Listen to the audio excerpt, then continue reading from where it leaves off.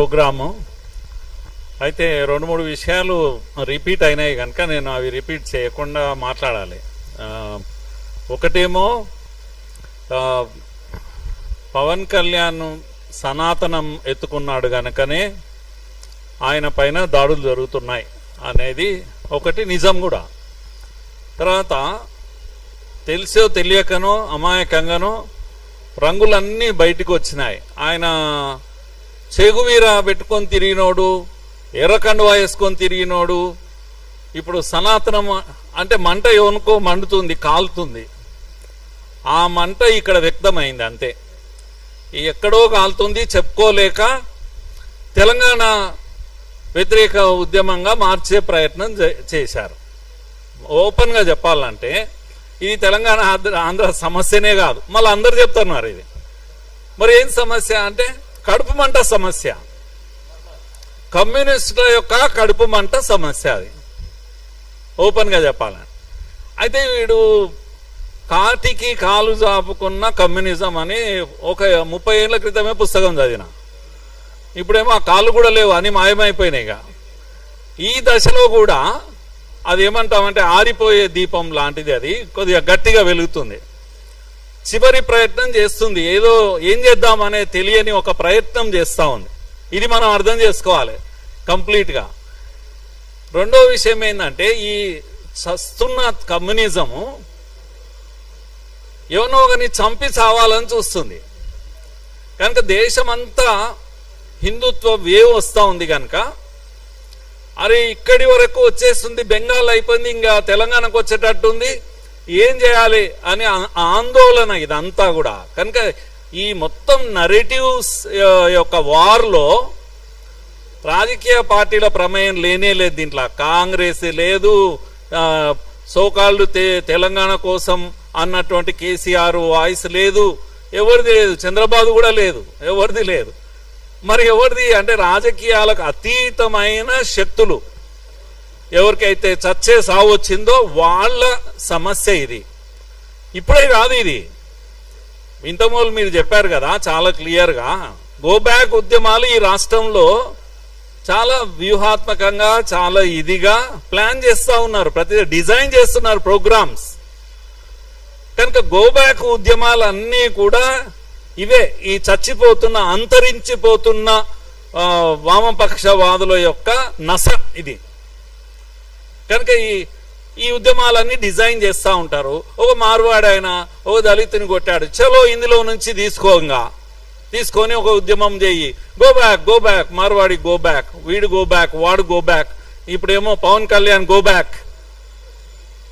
నేనేమంటున్నా అంటే ఈ గో బ్యాక్ ఉద్యమాలలోనే సమస్య ఉంది, తెలంగాణకే సమస్య ఇది. తెలంగాణ వాదులందరూ, తెలంగాణ ప్రజలందరూ కూడా అలర్ట్ కావాల్సిన సమయం ఇది.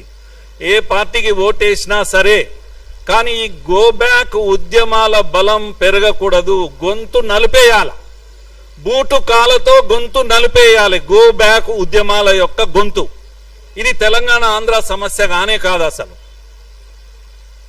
ఎందుకంటే మనం అంటే తెలంగాణ వాళ్ళం, హైదరాబాద్ ఇస్ము, మనకు ఒక చరిత్ర ఉంది. మిత్రుడు చెప్పాడు కదా ఇంత మొదలు, అంబేద్కర్ మహాశయుడు ఎందుకు హైదరాబాద్ నే చూజ్ చేసుకున్నారు, ఎందుకు సెకండ్ క్యాపిటల్ గా ఆయన చూజ్ చేసుకున్నారు, మళ్ళీ అది కూడా వివాదం చేస్తున్నారు ఇప్పుడు. ఎందుకంటే దేశంలో ఢిల్లీ తర్వాత అలాంటి కాస్మోపాలిటన్ కల్చర్ ఎవ్వరు, ఏ రాష్ట్రం వాళ్ళైనా ఏ దేశం వాళ్ళైనా కూడా నిశ్చింతగా ఇక్కడ బ్రతకొచ్చు అని ఇంతమూలు మిత్రుడు చెప్పారు కదా. లింగ్డో ఉదాహరణకు, నార్త్ ఈస్ట్ ఆయన ఎక్కడో ఆయన అదేంటి సిఈసి దీంట్లో పనిచేసి రిటైర్ అయితే ఆయన ఏడ హాయిగా ఉంటుందని వెతుకుంటూ వచ్చి ఈడ ఒక ఇల్లు కట్టుకొని ఈడ ఉన్నాడు. ఎందుకు? ఈడ హాయిగా ఉంటుంది, ఏ ప్రమాదం ఉండదు, గొడవలు ఉండవు, వాతావరణం కూడా బాగుంటుంది. ఇక్కడ అందరూ వస్తారు. అందరు వస్తే మంచిదా చెడ్డదా అది నేను అడుగుతున్నా. అందరు వచ్చి అందరు ఈడ బతుకుతుంటే అది మంచిదా చెడ్డదా? అందుకే బెంగాల్లో ఇప్పుడు మీరు చూస్తున్నారు ఏమైతుంది బెంగాల్లో. ప్రజాస్వామ్యం గురించి మాట్లాడే వాళ్ళ గురించి నేను చెప్తున్నా.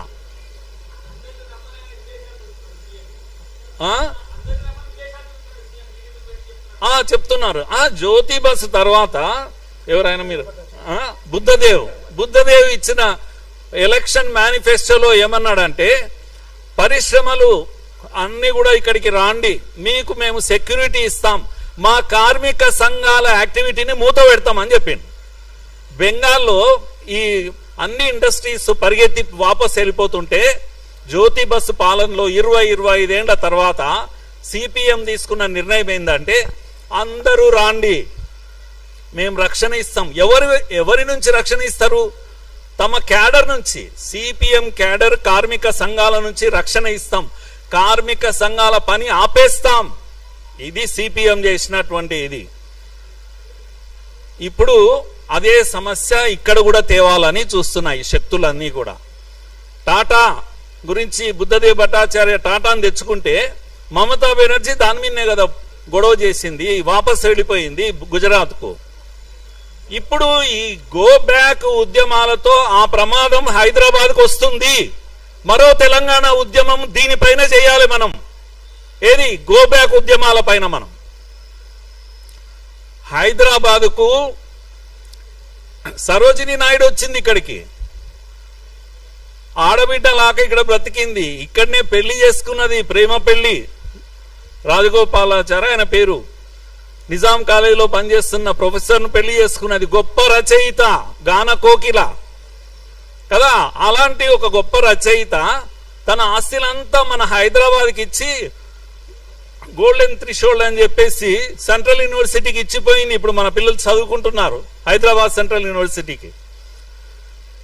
హైదరాబాద్ అందాల గురించి నేను ఆమె చదివిన కనుక చెప్తున్నా. ఈ మూసి అందాలు ఎంత బాగుండేవో ఆ రోజుల్లో ఆమె వర్ణిస్తుంది.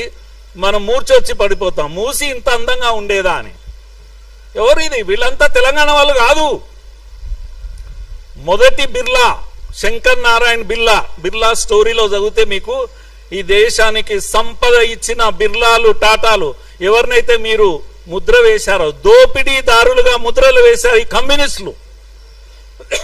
ఆ వీధిలో నిలబడి మీరు చెప్పండి, దోపిడీదారులు ఎవరు అంటే టాటాలు, బిర్లాలు, ఇప్పుడైతే అంబానీలు, అదానీలు.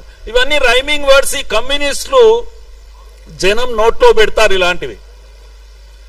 కనుక శంకర్ నారాయణ బిర్లా ఇక్కడ వచ్చి ఉద్యోగం చేసుకున్నాడు, ఇక్కడ జ్యువెలరీ షాప్ లో పనిచేశాడు, డబ్బు సంపాదించుకున్నాడు.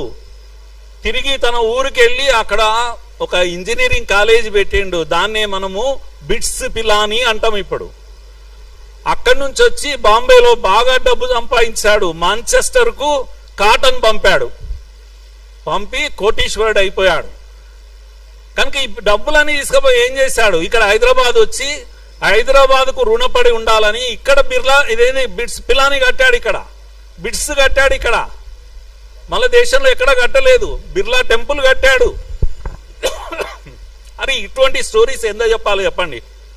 100 కథలు చెప్తాను నేను. ఈ రాష్ట్రము, ఈ హైదరాబాదు ఈ రోజు కాదు నిర్మాణం అయింది, 100 ఏళ్లుగా నిర్మాణం అవుతూ ఉంది. దీంట్లో అందరి భాగస్వామ్యం ఉంది. ఎవరు అందరంటే బయటి వాళ్ళ భాగస్వామ్యం ఉంది.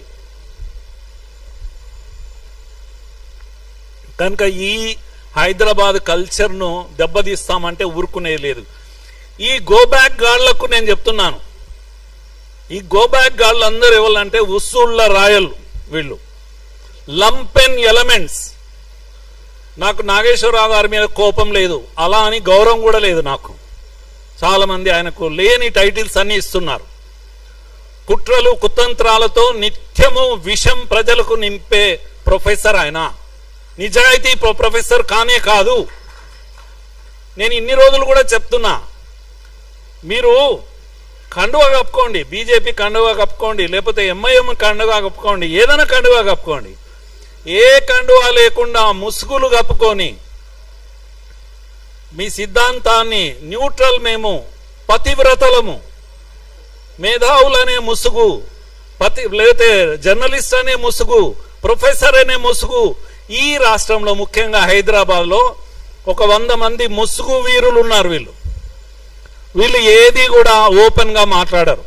వీళ్ళకు ధైర్యం లేదు. నేను సిపిఎం కార్యకర్తను, భావజాలాన్ని మొన్న బయటికి వచ్చింది ఈ దెబ్బకు. ఆయన ఇన్ని రోజులు ఎందుకు చెప్పలేదు? మరి ఇన్ని రోజులు ఎందుకు ఆయన మీద నేను ఒక వీడియో చేశాను, నా వీడియో అయ్యాక చెప్పాడు ఆయన. కనుక మాకు సమస్య నారాయణనో రాఘవులో లేకపోతే వీళ్ళు ఉన్నారు కదా, వీళ్ళ వల్ల మాకేం సమస్య లేదు. నారాయణ టీవీలో వచ్చి కూర్చుంటే స్టార్టింగ్ ఎండింగ్ మోడీ తిట్టుడు గింతే ఉంటుంది కదా, ఎవడు చూడరు టీవీ. ఏముంటుంది అంటే చెప్తారు అందరూ, ప్రాబ్లం లేదు. కానీ ప్రాబ్లం ఎవరితోటి అంటే ఇగో వీళ్ళతోటి, ఈ ముసుగు వీరులతోటి. ఈ ముసుగు వీరులు ఇప్పుడు ముసుగు తొలగించారు కనుక చందులతోటి, ఆమె ఎవరు తులసి చందులు వీళ్ళందరినీ పెట్టుకొని ఇప్పుడు పాపం ఆయనకు ధైర్యం కావాలి, బలం కావాలి. నేనేమంటున్నా అంటే ఈ మొత్తం వ్యవహారం ఎపిసోడ్లో అందరు చెప్తున్నారు ఆయన ఒక విశ్లేషణ చేశాడు. చేశాక ఏం చేశాడు, తప్పైంది అని విత్డ్రా చేసుకున్నాడు.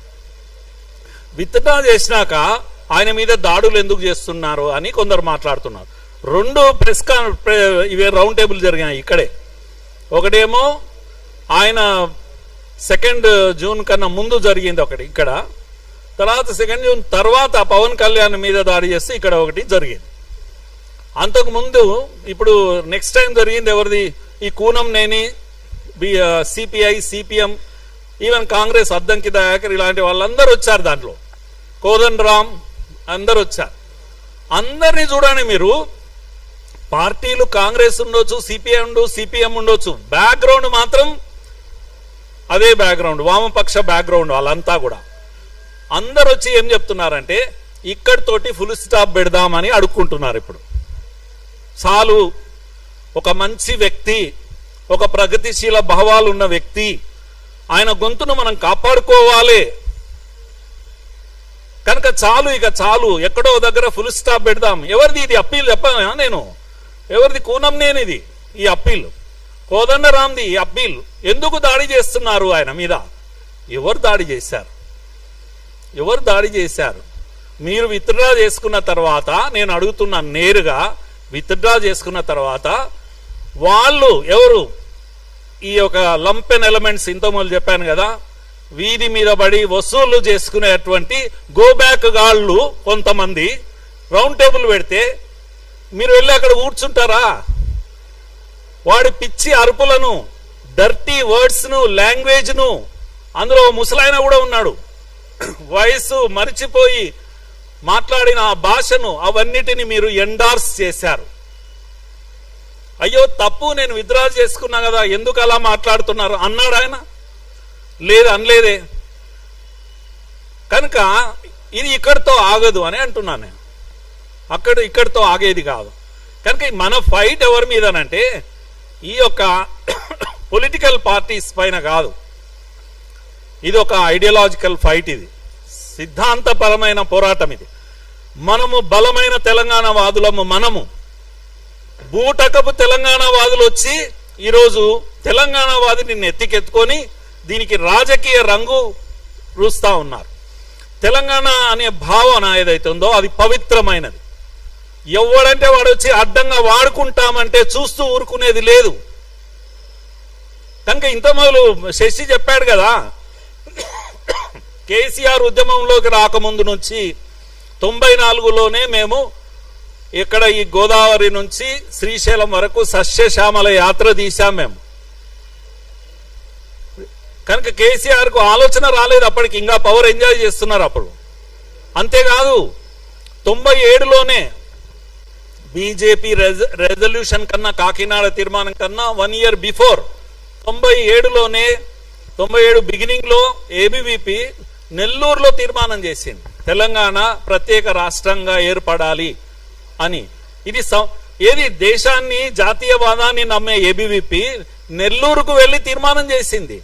ఆంధ్ర కార్యకర్తలను, ఏబీవీపీ కార్యకర్తలను కాన్ఫిడెన్స్ లోకి తీసుకొని తీర్మానం యునానిమస్ గా చేశాము. నేనే తీర్మానం పెట్టాను అప్పుడు. ఆ తర్వాత బీజేపీ కూడా దాన్ని టేకప్ చేసింది. సో ఇలాంటి ఒక చరిత్ర ఉన్న వాళ్ళం మనము. కనుక తెలంగాణ వాదంలో అందరికన్నా ముందున్న వాళ్ళము మనమే.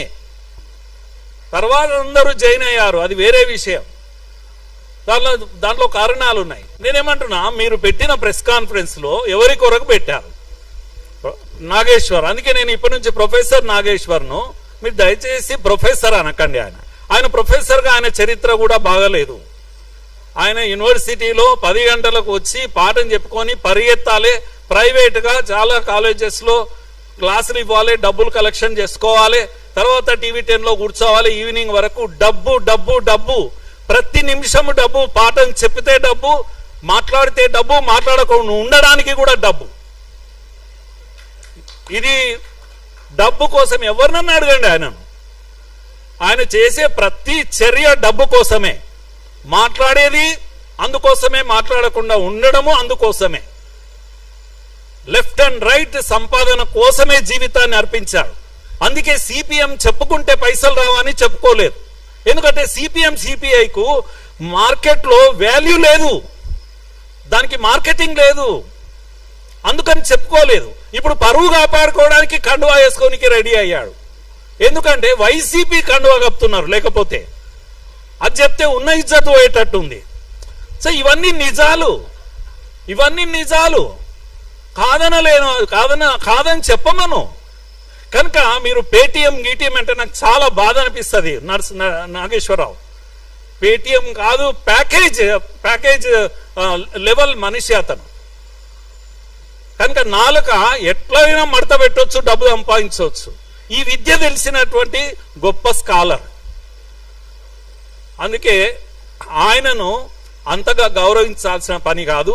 ఇప్పుడు జరుగుతున్నది అంతా కూడా, ఇప్పుడు ఆయన రంగు ఏదైతే ఉందో రంగు మారింది. సిపిఎం నాగేశ్వర్ అని చెప్పాలి దయచేసి, ప్రొఫెసర్ నాగేశ్వర్ కాదు, సిపిఎం నాగేశ్వర్గా ఇప్పుడు అవతారం ఎత్తాడు. ప్రతిరోజు మీరు ప్రతి వీడియోలో నేను సిపిఎం నాగేశ్వర్ను మాట్లాడుతున్నాను అని మాట్లాడండి. అప్పుడు మీకు నారాయణకు ఒకటే వాల్యూ ఉంటుంది మార్కెట్లో, మాకేం ప్రాబ్లం ఉండదు. మీరు ప్రతిరోజు వాళ్ళు కూడా సిగ్గుపడతారు. మీరు ప్రతిరోజు మోడీని తిట్టండి దయచేసి, కానీ మీ పేరు సిపిఎం నారాయణ అని చెప్పండి, సిపిఎం నాగేశ్వర్ అని చెప్పండి, మాకేమీ ఇబ్బంది లేదు. సిపిఎం నాగేశ్వర్ కనుక ఇవన్నీ చూడాలి. కనుక నేను ఈ మధ్యలో పవన్ కళ్యాణ్ ఏమంటాడు, నేను లీస్ట్ వరీడ్, అది ఇష్యూనే కాదు. అది అంత వరీ కావాల్సింది ఏంటంటే ఇది చివరి పోరాటం. నిజంగా కూడా హైదరాబాద్లో బూటకపు తెలంగాణ వాదం వచ్చి రంగు ముసుగు వేసుకొని ప్రజలను తప్పుదారి పట్టించే ప్రయత్నం జరుగుతుంది. ఇన్ని గోబ్యాక్ ఉద్యమాల్లో నేను ఒక ప్రశ్న ఇస్తున్నా, గోబ్యాక్ గాళ్లకు ఏమని ప్రశ్న ఇస్తున్నా అంటే, మీరు బాగుందిరా భయ్, మీరు సమస్య తీసుకుంటున్నారు, పోతున్నారు.